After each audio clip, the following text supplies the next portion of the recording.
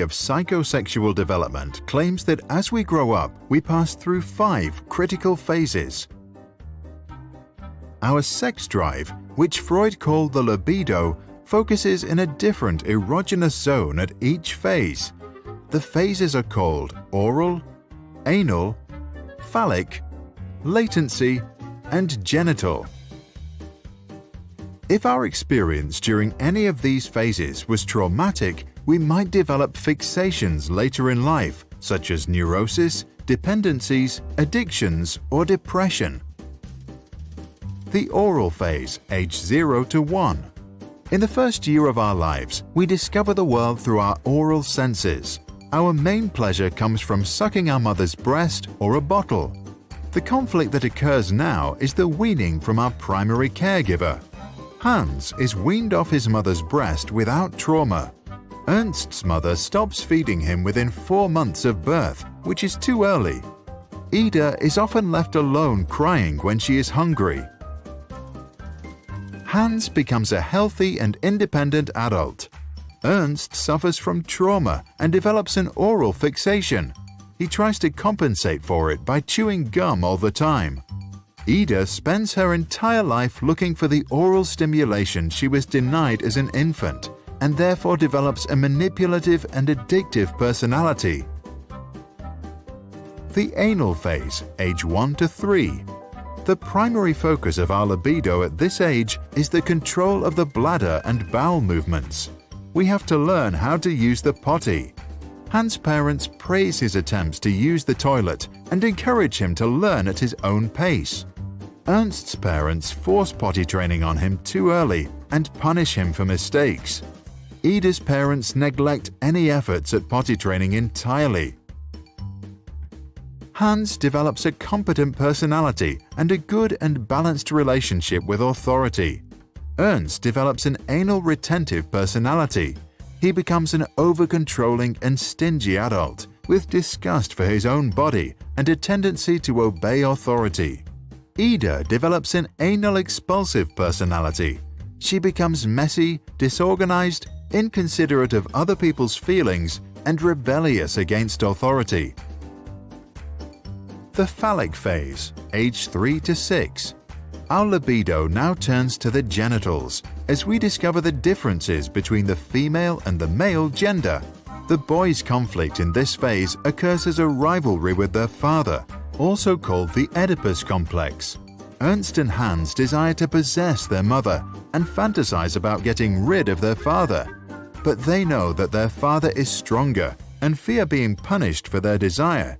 Freud called this castration anxiety. Ida experiences penis envy. She believes that a penis is the key to power and domination and also wants one. Hans' father was very present during that phase. Later, Hans resolves this conflict by identifying strongly with him. He learns to take on a male role. As an adult, he respects both genders. Ernst, whose father was absent during that phase, fails to develop a strong sense of manhood. He has a mother fixation and is not sure about his sexuality. He also tends to be aggressive towards women and constantly needs to compete with other men. Ida, like all women, maintains her penis envy for the rest of her life, which in her case causes an inferiority complex towards men. Latent phase, age 7 to 13. In this phase, our libido is suppressed as our sexual energy is being sublimed into developing life skills. Our superego strengthens, and we strongly identify with social values, same-sex heroes, and friends. Hans follows many hobbies.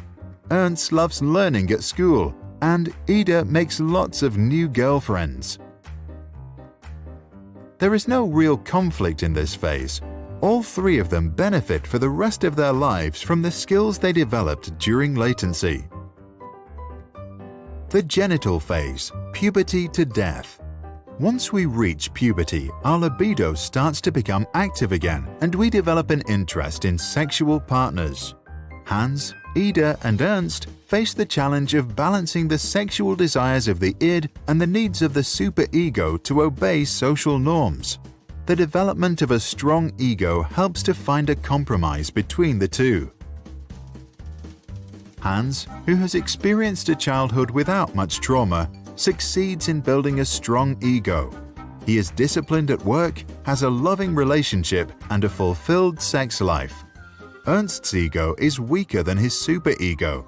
He obeys norms and authorities, and as a result, suppresses his desires, which leads to the development of perversions.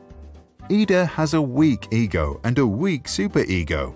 Her sexual needs are more important than social norms or other people's feelings. She is egoistic and feels no guilt for breaking the law or hurting others. To understand the theory, we need to see it in the context of Freud's famous work on the unconscious. By acknowledging that we have a subconscious, he also implied that we store memories of early childhood and other experiences without even realizing it. These past experiences then unconsciously influence our behavior on a daily basis. Freud claimed that our mind operates in 3 spheres, which we can imagine as a submarine. The unconscious level operates the id. The preconscious level operates the superego. The conscious and preconscious levels operate our ego.